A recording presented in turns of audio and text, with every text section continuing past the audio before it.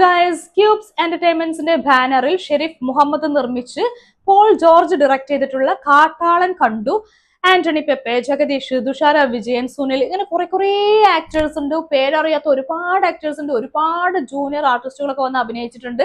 കുറെ ലൊക്കേഷനിൽ സിനിമ വരുന്നുണ്ട്. അതേപോലെ തന്നെ അത്യാവശ്യം ഫണ്ട് ഇറക്കി ചെയ്ത സിനിമയാണ്.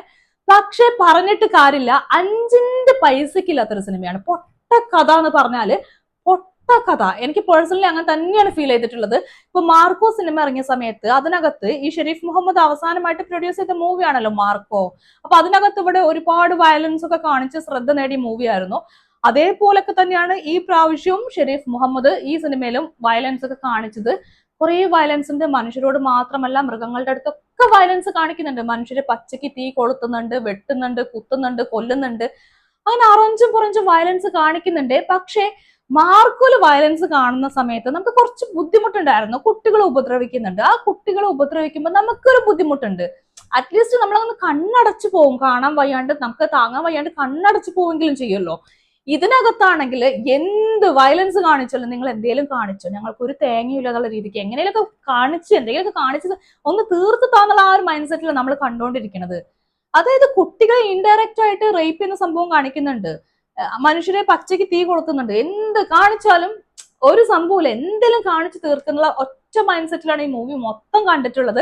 പിന്നെ ഇതില് ഈ കഥയുടെ കാര്യം വരികയാണെങ്കിൽ പോലും ലോജിക് ഇല്ല. അത് എടുത്തു പറയേണ്ട സംഗതിയാണ്. അതിപ്പോ മാർക്കോയുടെ കാര്യത്തിലാണെങ്കിൽ അതിലും ലോജിക് ഇല്ലായിരുന്നു. അതിലെന്താണ്, ഒരുത്തൻ അവന്റെ കുടുംബപാസം കാണിക്കാൻ വേണ്ടി അവന്റെ കുടുംബത്തിലെ സകലമാന ആൾക്കാരും കൊണ്ടുപോയി കൊലയ്ക്ക് കൊടുക്കുന്നതാണ് മാർക്കോയുടെ കഥ എന്ന് പറയുന്നത്.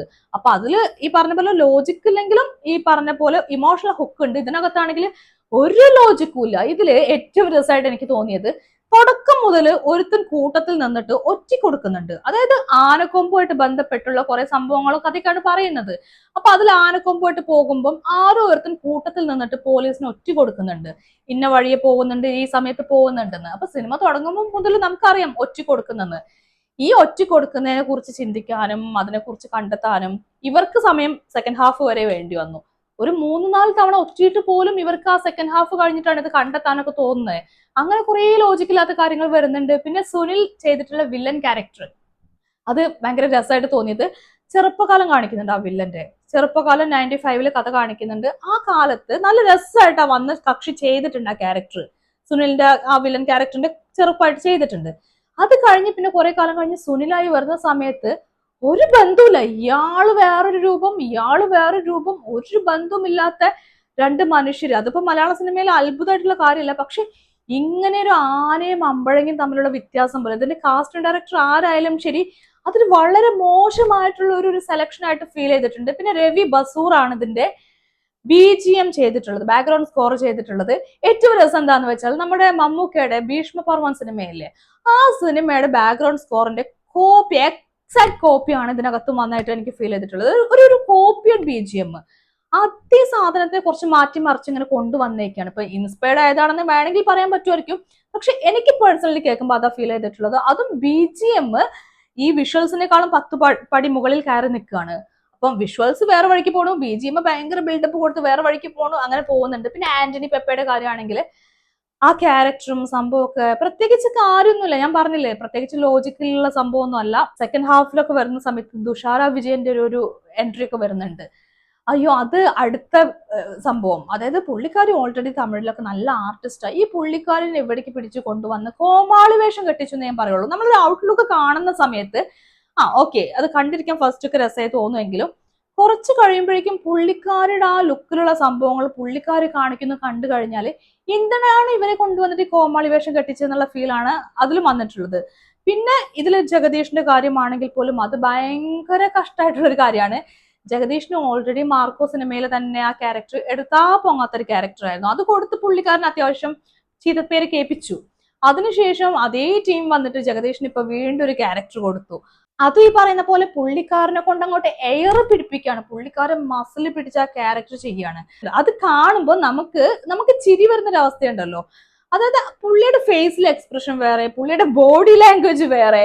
പുള്ളി ആ ഒരു ക്യാരക്ടറായിട്ട് മാറാൻ വേണ്ടി കഷ്ടപ്പെട്ട് ബോഡി ലാംഗ്വേജ് ഒക്കെ പിടിച്ച് ചെയ്യുന്ന സമയത്ത് ഇദ്ദേഹത്തിന്റെ ഫേസിലേക്ക് വരുമ്പോൾ ഒരു അയ്യോ പാവം മട്ടിലുള്ള ക്യാരക്ടർ, ഒരു തമ്മിൽ തമ്മിൽ ചേർച്ചയില്ല. അപ്പൊ എന്നാലും പുള്ളിക്ക് ത്രൂ ഔട്ട് ഒരു ക്യാരക്ടർ ഒക്കെ കൊടുത്തിട്ടുണ്ട്. പക്ഷെ അത് ജഗദീഷ് ചെയ്യേണ്ട ക്യാരക്ടർ അല്ല എന്ന് കൂടി പേഴ്സണലി എനിക്ക് ഫീൽ ചെയ്തിട്ടുണ്ടായിരുന്നു.